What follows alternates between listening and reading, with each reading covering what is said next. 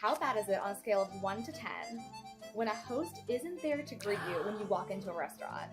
This one isn't as bad. Not a lot of restaurants can afford to have 2 or 3 people up at the stand. There's passes that are given depending on like the style of restaurant, the economic levels of the restaurant, etc. Someone is missing for just a couple of moments, but your eyes take you to the bar, or you're glancing around like how great the tables look, or you're seeing food pass by, or an incredible cocktail. The entirety of the energy will make up for it. So on a scale of 1 to 10, I was like, maybe a 4. How about when the customer has to ask for a water or bread refill instead of the waiter anticipating it? Oh, this is like easily like a 9 or a 10. I think water is one of those things at the table that is just a given. Your water glass should be filled at all times. Bread service, I think after you've had your initial bread service, the server coming over to ask if you'd like more and just sort of acknowledge the fact that you're out of it, yes. But I think the constant replenishing of a carbohydrate that you are just going to fill you up and then you're not going to enjoy your steak or your pasta or like your crudo or whatever else that's coming. So I'm going to leave that at like, I don't know, 5 or 6. When a waiter takes your plate before it's finished. I knew exactly what you're going to say. I'm like going to change my seating for this.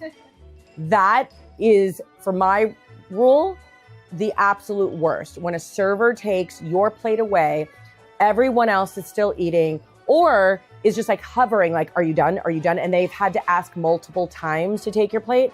You wait until everyone is done and then you clear everyone at the same time, because then everyone else who might be a slow eater or a longer eater just feels bad. So a 10. Leave my plate alone until everyone is done. Okay, what about when a waiter brings a bill before asking if you're done? That's even worse. That's when you know the server has fully checked out. They just want you paid and out, or that the table needs to be turned and you feel like you're being rushed. So this is on the level of like a 10, as well as like take my plate away. What about when the waiter doesn't bring everybody's food at the same time? I mean, if it's a couple of minutes, right? Because you don't know how far away the kitchen is. There's like a running situation. Totally. You know, if someone's food is not out within the first like 3 minutes and everyone else clearly has their dish, yeah, that's an issue. And that's like a 7 or an 8. What about when a restaurant charges for their bread bowl? I was just at a restaurant where they did this. That literally didn't ask if I wanted bread, and they charged for it.